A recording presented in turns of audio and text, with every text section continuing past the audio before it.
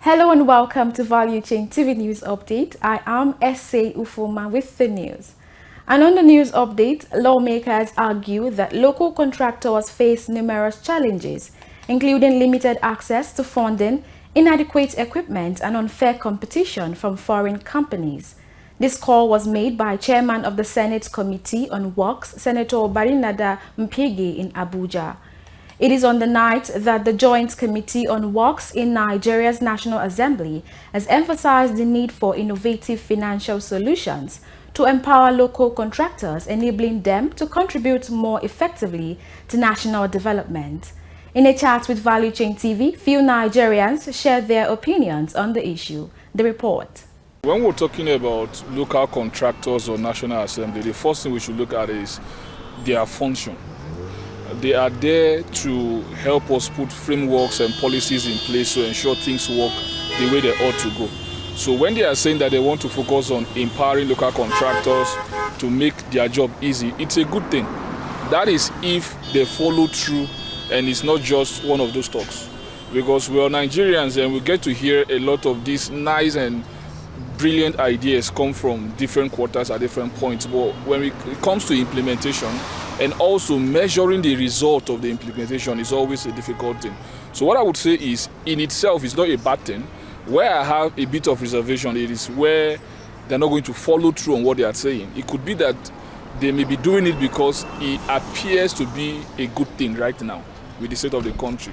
But then, I feel like as lawmakers, their job goes beyond just legislating policies, but it goes to the point of even following up to make sure that these policies achieve the intended goal.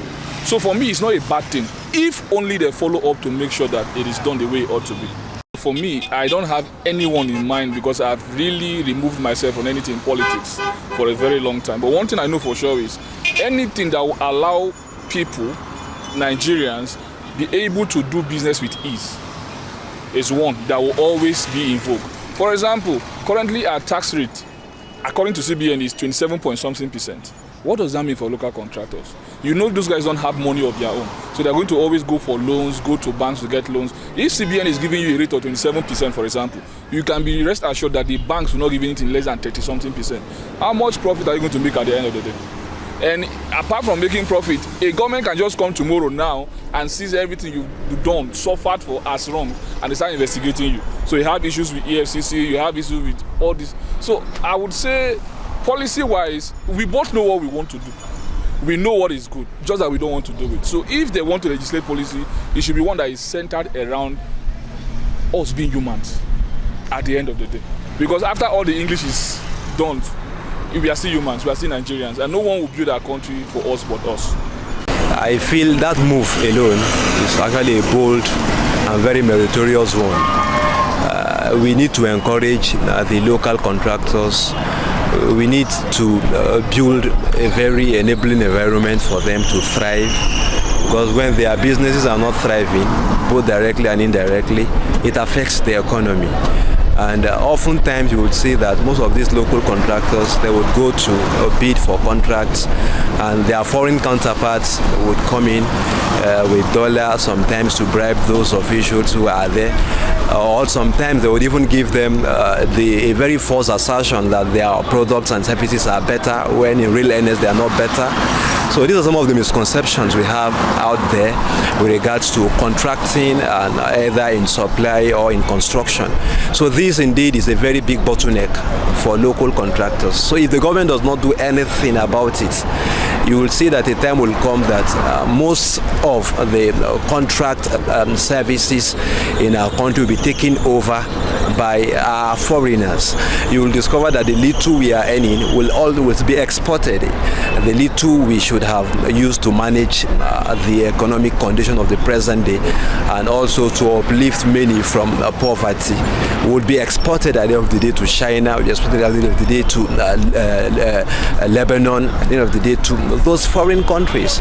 So there should be a standing policy that provided you are a Nigerian, you should have an upper edge If you can do that thing very well, you can do it effectively, you can carry out a very quality service, you have quality service delivery, excellent, why not giving it to a Nigerian? It should be encouraged. I don't have issue with any contractor, local contractor, because naturally we're supposed to patronize our own to create more jobs. For people that don't have jobs, thieves are everywhere because they could not get money to feed themselves. And the way the country is now is terrible. But the issue I have with the National Assembly or so-called lawmakers is that they are the ones that will create the law and they are the ones that will break it. Because at the end of the day, they will still ask these local contractors to add their own commission or cut, or ask them to bring almost half of the money for the job. How do you expect them to deliver the job? They can't deliver.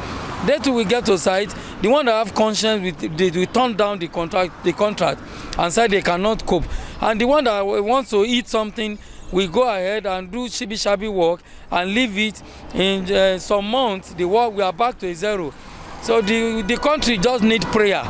We need prayer. We should not stop praying because it's only God now that can save us. Away from that now, the Nigerian Upstream Petroleum Regulatory Commission has called for a collective approach to addressing Nigeria's energy trilemma of security, affordability, and sustainability. This was disclosed by the Commission's Chief Executive, Engineer Gbenga Komolafe, at the 42nd NAPE conference in Lagos. Komolafe expressed optimism about Nigeria's potential to achieve its energy goal, urging industry stakeholders to support NUPRC's effort towards a sustainable future in the energy sector. He further reiterated President Bola Ahmed Tinubu's support for initiatives aimed at maximizing benefits from the nation's oil and gas resources, including Project 1 MMBOPD, which aims to achieve incremental oil production levels for greater energy security. And still on NAPE, the Chief Executive Officer of NNPC Limited, Mele Kyari, has reaffirmed the company's commitment to solving Nigeria's energy challenges, focusing on energy security, sustainability, and affordability. Speaking at the ongoing Nigeria Association of Petroleum Explorationists NAPE Annual International Conference and Exhibition in Lagos, Kyari outlined plans to increase domestic gas supply through the launch of 12 new CNG mother stations and mini LNG plants.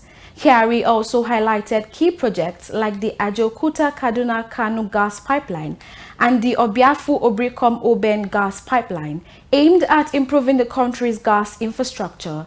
He further announced plans for expanding CNG infrastructure and commended President Tinubu's efforts to reduce fuel imports. He stressed the need for collaboration and innovation to achieve energy security for Nigeria. The Nigeria Content Development and Monitoring Board, NCDMB, and Butane Energy Limited have commissioned a 180 metric ton LPG filling plant in Kaduna. This marks the second facility in their efforts to increase LPG access in northern Nigeria, with plans for 5 plants, a combined capacity for 1,000 metric tons. This was revealed in an interview by the NCDMB's Director of Monitoring and Evaluation, Alhaji Abdul Malik Alilu, following the commissioning. He praised the project's potential for job creation, noting over 200 Nigerians employed so far, while highlighting the alignment with the federal government's push for cleaner cooking fuels and net zero emissions by 2026. Meanwhile, Butane's Energy Chairman, Alhaji Isa Inuwa Mohammed, thanked NCDMB for its continued support, emphasizing the company's goal to make LPG widely accessible across the region. You're still watching the Value Chain TV News Update. We'll be going on a very quick break. Please stay with us. On behalf of the Federal Republic of Nigeria, I'm excited to invite you to Abuja from 24 to 27 February 2025 for the 8th edition of the Nigeria International Energy Summit, NIES 2025. NIES 2025, the official oil and gas meeting of the Federal Republic of Nigeria, will be a gathering of great minds and innovative ideas, guiding us towards a sustainable and prosperous future. The theme, Bridging Continents, Connecting Investors Worldwide with Africa's Energy Potential, highlights the crucial role of global collaboration in unlocking Africa's vast energy resources. The theme underscores the potential for Africa to become a key player in the world energy market, emphasizing the opportunities for investment in Africa's gas industry. We are honored to have His Excellency President Bola Ahmed Tinubu, GCFRO, President and Commander-in-Chief of the Armed Forces of the Federal Republic of Nigeria as our special guest of honor. NIES 2025 offers unparalleled networking opportunities, fostering meaningful exchanges that could define the future of the energy in Nigeria and beyond. Mark your calendars for February 24th to 27, 2025. Register today as a delegate, exhibitor, or both, and join us for this extraordinary event as we ignite the future of energy. I look forward to personally welcoming you to the Nigeria International Energy Summit 2025. See you there. Thank you. Welcome back from that break, and now the news continues. The Nigerian National Petroleum Company NNPC Limited has stopped importing refined petroleum products as it begins off-taking fuel from the Dangote Petroleum Refinery and other local refineries. NNPC Group Chief Executive Officer Mele Kyari disclosed this at the ongoing conference of the Nigerian Association of Petroleum Explorationists, NAPE, in Lagos. This is coming at a time when some petroleum marketers have insisted that they would import petroleum products and sell at a price lesser than that of the $20 billion refinery. Moving now to sports, Nigeria is set to once again host the African Military Games Abuja 2024 with the code name AMGA Abuja 2024 from November 18th to 30th, reinforcing its leadership position as hub of military operations in Africa. This is the second edition of the event, and Nigeria is hosting the African Military Games after a 22-year break, reflecting a powerful symbol of resilience and leadership for both the country and the continent. As athletes from across the continent gather to compete, Nigeria's influence in hosting and guiding the Games reflects its growing role in fostering African partnerships and stability. And that concludes the Value Chain TV News Update. I am S.A. Ufoma, and do well to follow us on all our social media platforms, and don't forget to subscribe to our YouTube channel for more news updates. Bye for now.